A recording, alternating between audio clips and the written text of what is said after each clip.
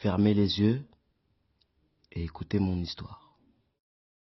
Lorsque j'étais tout petit, en Afrique, tout le monde nous disait que l'Europe était un semi-paradis, que la galère n'existait pas et que tout était beau.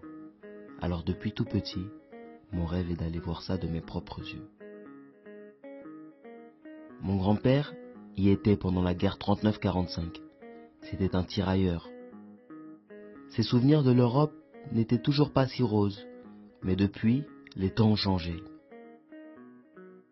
Je suis l'aîné d'une famille pauvre. Mon père s'est beaucoup battu pour nous donner une très bonne éducation.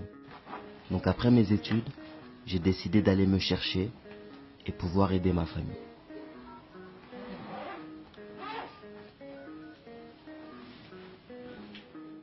Dieu m'a fait cette grâce. Avec les économies de mon père, qui avait économisé toute sa vie pour ça, j'ai enfin pu atteindre l'Europe. En passant par plusieurs pays, plusieurs mois de souffrance, mais j'y suis arrivé. Précisément à Paris, la ville lumière, la ville de la romance, et surtout celle de la Dame de Fer, cette fameuse tour Eiffel.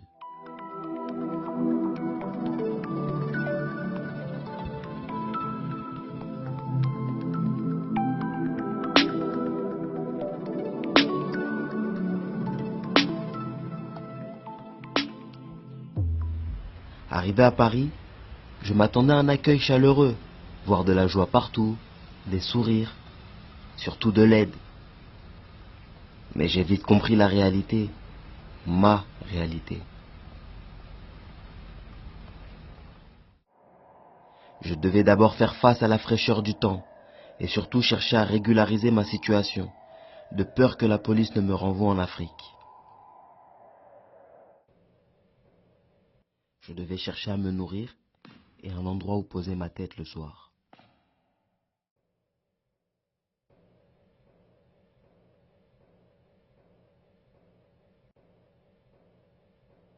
Il aura fallu que j'alterne avec 6, 7 petits boulots noirs pour pouvoir survivre. Bien faire mon ami, bien faire.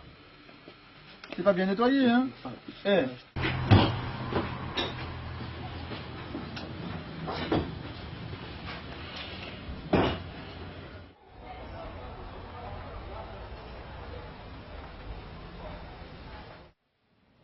Tout était difficile.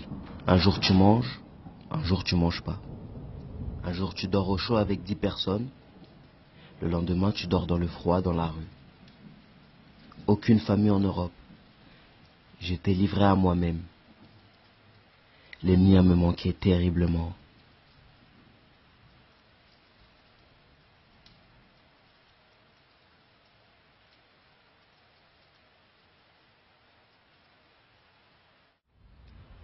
En Europe, sans papier, tu n'existes pas. Tu n'es rien. J'ai fait tous les organismes sociaux, toujours pleins. Partout aucune place pour moi. Alors j'étais livré à moi-même dans cette grande ville qui jusque-là m'était inconnue. Nulle part où dormir, j'étais devenu SDF en Europe. Seul le courage et l'ambition me faisaient tenir.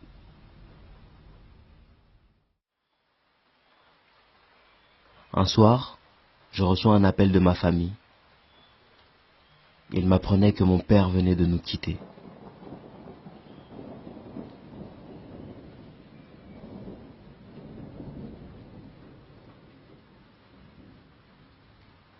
Tout s'est effondré autour de moi.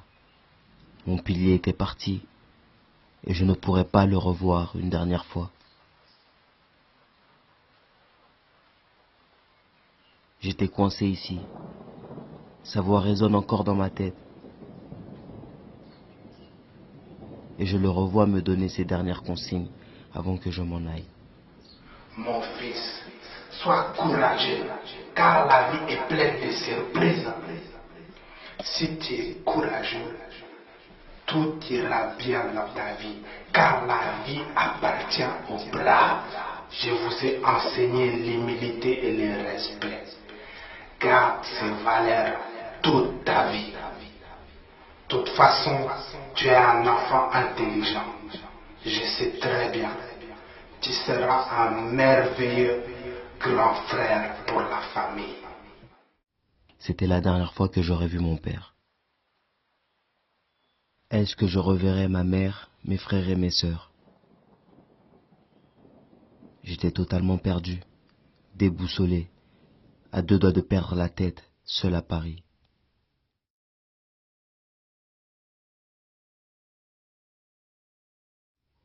Et puis il y a des milliers de personnes dans la même situation que la mienne, et avec les mêmes rêves que moi.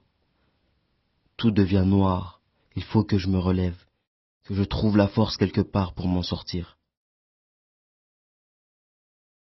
J'ai eu à passer des moments très difficiles et à faire face à la galère, mais l'ambition que j'avais faisait raviver cette flamme de courage tous les jours. Je suis venu pour m'en sortir, j'ai fait cette promesse à mon père, j'ai la foi, je le ferai.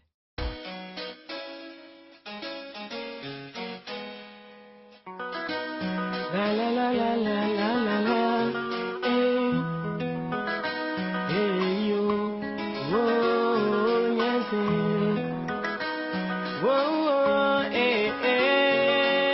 yeah la, oh yeah la, liberté iwa, nitete okanawa, Commissaire de Bagnolet.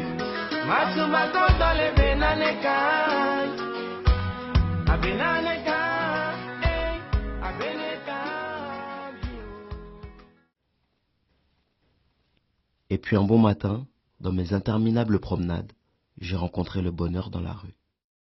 Ce jeune patron qui m'a donné ma chance dans ce que je sais et mérite de faire. Il m'avait déjà rencontré une fois et nous avions discuté ensemble. Et cet homme ne m'avait pas oublié. Il m'a offert un vrai travail et un vrai salaire. Il m'a surtout aidé à trouver un logement. Cette situation m'a permis d'avancer et surtout d'avoir une carte de séjour française.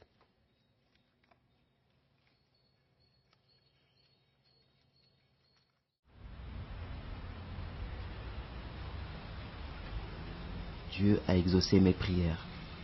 Je pouvais désormais envoyer de l'argent à ma famille et puis me construire une vie normale. Après tant de souffrances et de galères, je me sens enfin humain. Et cette victoire, je la dédie à mon grand-père et mon père. Miri le Gabonais. Si c'est que leur Kalilou. Akela kombaye ne